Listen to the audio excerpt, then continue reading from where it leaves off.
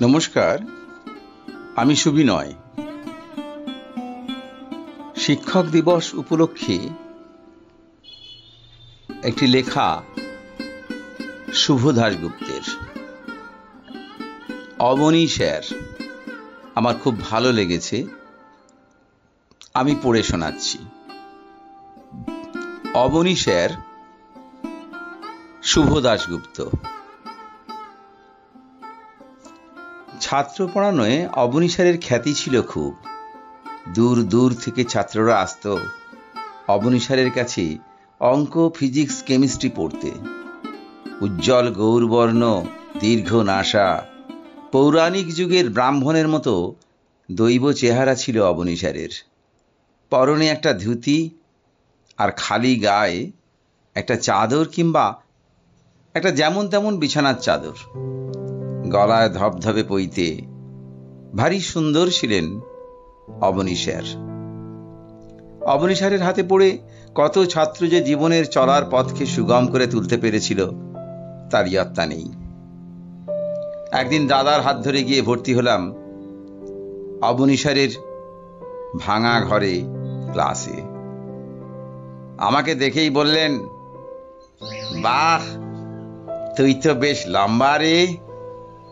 লম্বা লোকেরা বুদ্ধিমান হয়, বেটেরাও হয়, তবে বেটেদের গাঁটে গাঁটে বদ বুদ্ধি, বুঝলি?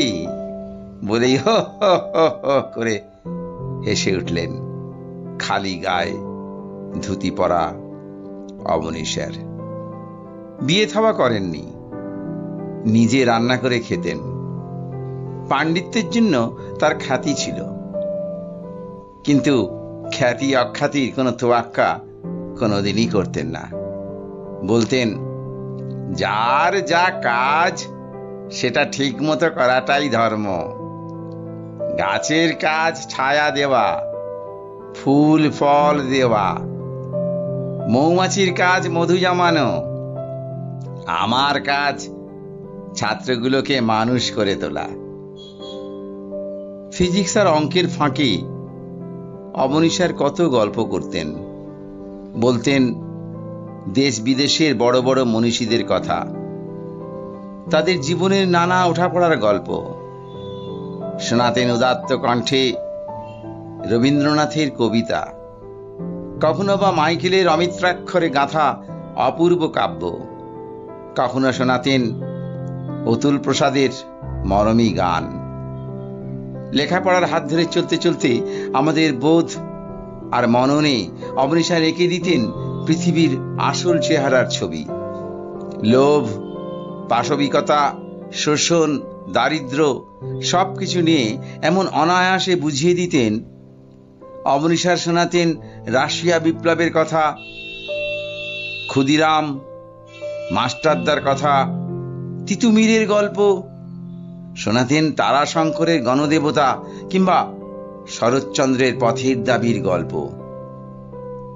কর্মব্যস্ত জীবনের ছোটখাটো অবকাশে যখনই ভেবেছি স্যার আমাদের জন্য কত কি করলেন, আমরা কি করলাম, তখনই মনটা ভারী হয়ে ওঠে।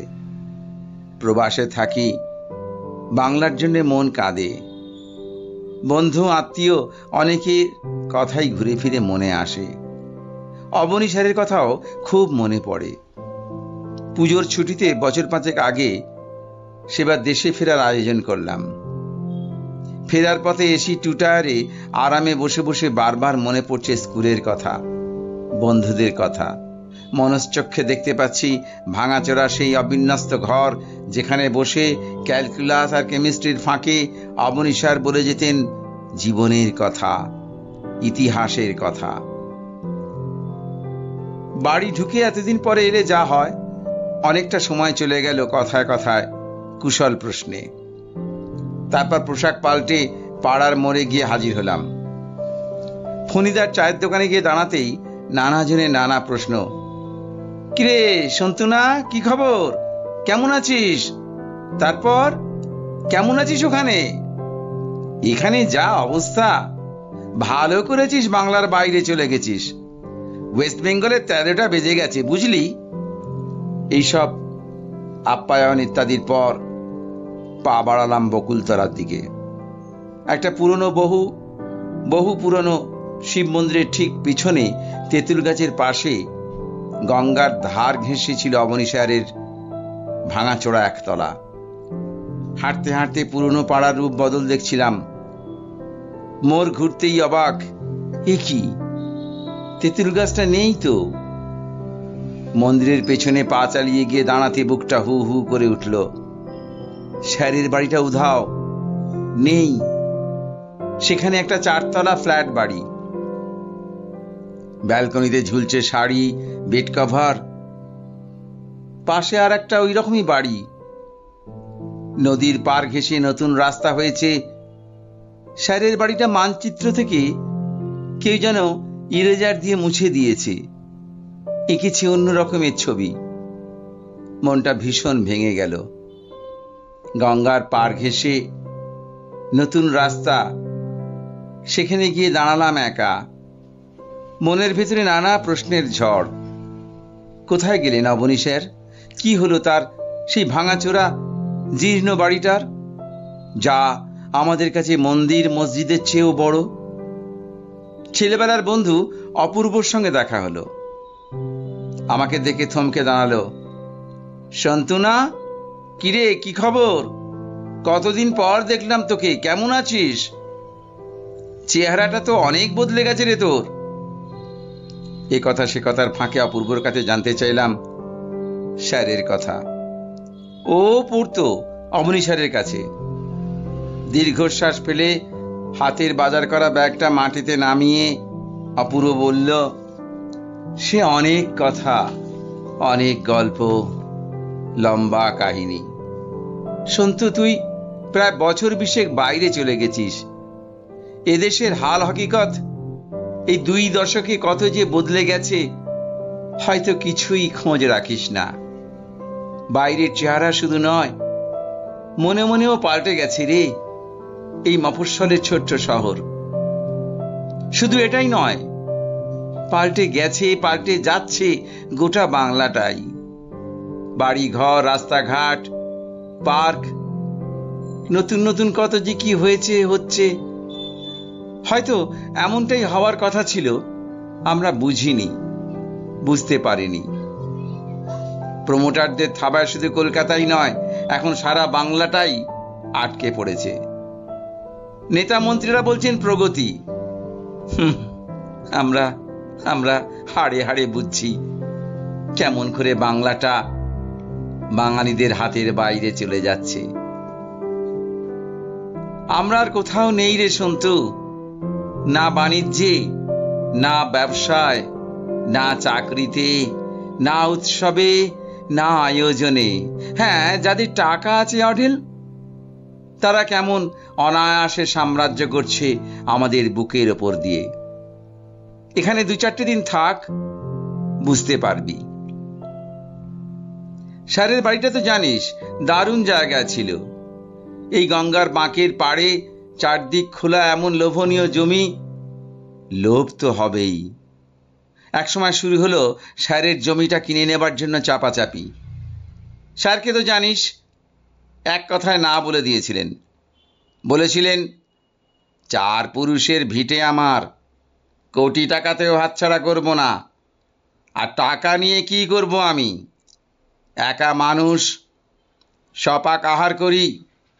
পড়াশোনা ছাড়া আর কোনো টান নেই আমার জীবনে। কি হবে বাড়ি বেচে? তাছাড়া যাবই বা কোথায়? কথাই যখন হলো না, তখন শুরু হলো অন্য উপায় উচ্ছেদের চক্রান্ত। দিনের পর দিন কি দুঃসহ যন্ত্রণা যে স্যারের উপর চাপিয়ে দেওয়া হলো, আমরা নিরুপায়ের চোখে দেখেছি। রাজনীতির বড় বড় দাদারা, যাদের আশ্রয় আর প্রশ্রয় প্রমোটার চক্রের জন্ম বিকাশ, তারাও লেগে পড়ল স্যারের পিছনে। বৃদ্ধ হয়ে পড়েছিলেন, সে সময় চোখটাও গিয়েছিল খারাপ হয়ে। খুব একটা ছাত্র পড়াতেও আর পারতেন না, শরীরটাও ভেঙে পড়েছিল। একদিন আমাকে ডেকেছিলেন, বলেছিলেন, আমি কি তোমাদের জন্য কিছুই করিনি? আমাকে উচ্ছেদ করে তাড়িয়ে দিতে চাইছে একদল অর্থলোভী পিশাচ। তোমরা তোমরা আমার ছাত্ররা কি পারো না একটু রুখে দাঁড়াতে? স্যার বলেছিলেন আর কাঁদছিলেন, সন্তু, আমরা সত্যিই পারিনি। ছাপোষা কেরানি সাধারণ মানুষ আমরা। এই বিরাট পাপ চক্রের বিরুদ্ধে কিছু প্রতিরোধ করা আমাদের সাহসে কুলোয়নি। তাছাড়া তোর কাছে স্বীকার করতে বাধা নেই সন্তু, আমরা আসলে যে যার নিজের নিজের জীবনযাপনে সমস্যা নিয়ে এত জেরবার হয়ে থেকেছি। চারপাশে ছাঁটাই, লে অফ, লক আউট, ভিআরএস, জিনিসপত্রের আকাশ ছোঁয়া দাম, অসুস্থতায়, বিপন্নতায়, দিশেহারা। আমরাও স্যারের ব্যাপারটায় ঢুকতে চাইনি। স্যারকে তো জানিস, জীবনে চাকরি করেননি অন্যের হুকুম শুনতে হবে বলে। কারো কাছে মাথা নত করার মতো মানুষ তিনি ছিলেন না। সেবার অঘ্রাণ মাস, ঘন শীতের রাতে হঠাৎ হই হট্টগোলে ঘুম ভেঙে গেল। বারান্দায় এসে দেখি বকুলতলার আকাশ দগদগে লাল, লোকজনের প্রচন্ড চেঁচামেচি, আর্তনাদ, আগুন জ্বলছে দাউ দাউ করে। ছুটে পথে নামলাম। সন্তু, সেই দৃশ্য তুই ভাবতে পারবি না। দাউ দাউ করে জ্বলছে স্যারের ভাঙাচোরা বাড়ি। পাড়ার লোকেরা চেষ্টা করেছিল, কিন্তু আগুন থেকে তারা শুধু অবনী স্যারকে বাইরে আনতে পেরেছিল। স্যারের প্রাণের ধন, শত শত বই ওই আগুনে পুড়ে ছারখার হয়ে গেল। দাঁড়িয়ে দাঁড়িয়ে বুক ফাটানো আর্তনাদে স্যার বলছিলেন, ওরে ওরে, বইগুলো বাঁচা, বইগুলো বাঁচা।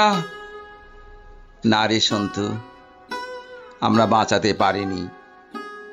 রাগে, ক্ষোভে, দুঃখে আমার হাত পা অবশ হয়ে আসতে লাগলো। বললাম, অপূর্ব, অপূর্ব, চুপ কর, চুপ কর। হিরোশিমায় যেদিন বোমা পড়েছিল সেদিনটার গল্প স্যার আমাদের বলতেন। কেমন করে একটা বিশাল আগুনের গোলা প্রচন্ড বুক ভাঙা শব্দ নিয়ে লক্ষ লক্ষ প্রাণকে ধ্বংস করে মুহূর্তে উঠে গিয়েছিল নীল আকাশে। স্যার বলতেন, আর দেখতাম ক্ষোভে, কষ্টে স্যারের চোখ ছলছল করে উঠত। ভাবতেও পারছি না নিজের চোখের সামনে এই এক হিরোশিমা তিনি কি করে দেখলেন, কি করে সহ্য করলেন। চোখ জলে ভরে এলো আমার। অপূর্ব বলল, সন্তু, স্যার কিন্তু এখনো বেঁচে আছেন, মারা যাননি। যাবি, স্যারের কাছে যাবি? আমি কেঁদে ফেললাম, না, পারবো না, পারবো না। আমরা কিরকম মানুষ অপূর্ব? স্যারের কাছে রসদ নিয়ে বড় হলাম, বড় চাকরি করলাম, বউ বাচ্চা নিয়ে সুখে রইলাম।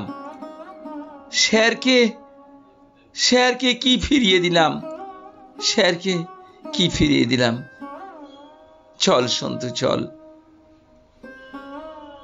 দেশে যখন এসেছিস স্যারের সামনে গিয়ে একবার দাঁড়াই।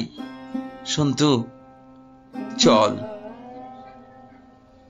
সন্ধেবেলা স্কুলে গেলাম। ছেলেবেলার স্কুল এখন অনেক বড় হয়েছে।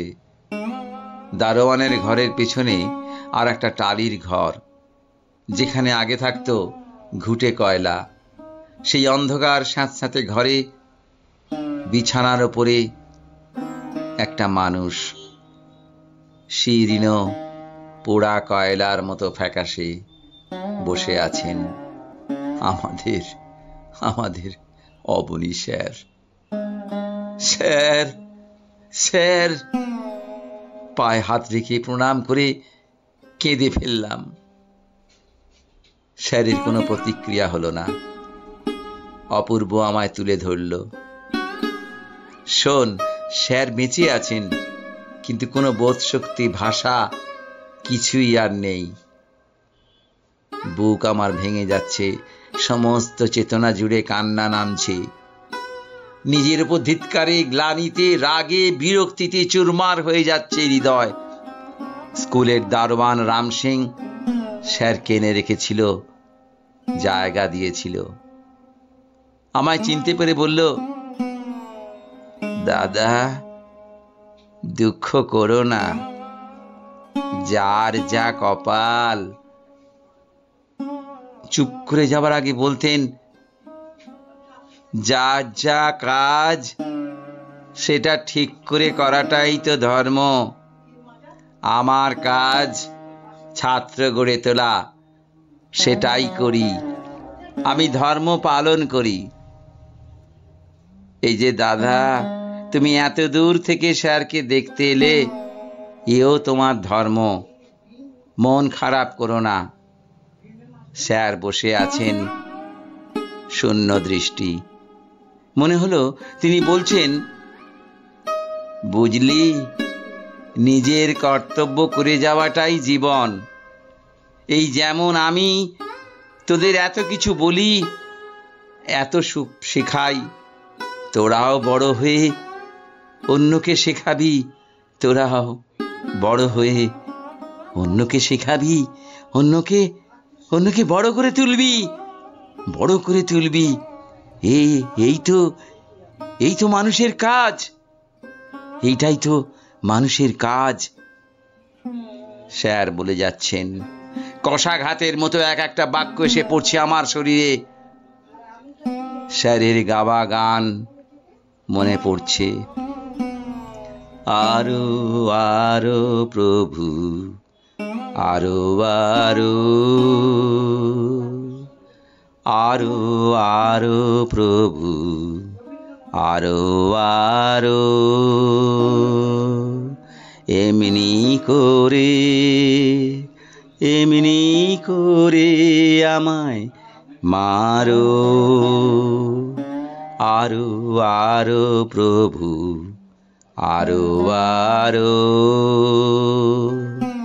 আরো আরো প্রভু, আরো আরো। নমস্কার।